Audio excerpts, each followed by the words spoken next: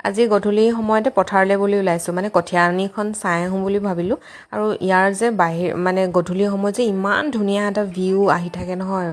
একদম মানে মই অকল সেইডোখৰকে ভিডিঅ' কৰি থাকিবলৈ মন গৈ আছে মানে ইমান ধুনীয়া এইফালে আমাৰ ডগীটো আমাৰ ইমান দূৰৰ পৰা চাই আছে তাকো আহিব লাগে আৰু এয়া ঢেকীয়াও কি ধুনীয়া ধুনীয়া ঢেকীয়া ওলাই আছে বৌয়ে ধুমধাম ঢেকীয়াহে বুটলিছে এইয়া আমাৰ ডগীটো এইখন আমাৰ কঠীয়ানি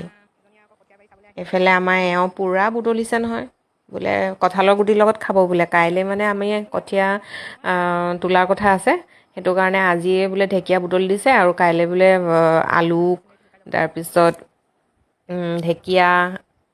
আকৌ কঁঠাল গুটি এনেকৈ বনাব গৈছে আৰু এইবাৰ প্ৰথম কিন্তু দেই আহিছোঁ এইবছৰ মানে পথাৰত নামিবলৈ মোৰ আচলতে গুৰুহাটো বিষ হৈছে মানে সেইটো কাৰণে মই আহিবলৈ ইমান ইচ্ছা নাছিলে হ'লেও প্ৰথম কৰিছে যেতিয়া ঘৰৰ বোৱাৰী হিচাপে আৰু দায়িত্ব নহয় জানো মই যদি বোৱাৰীজনীয়ে যদি নাহোঁ আৰু পথাৰখনলৈ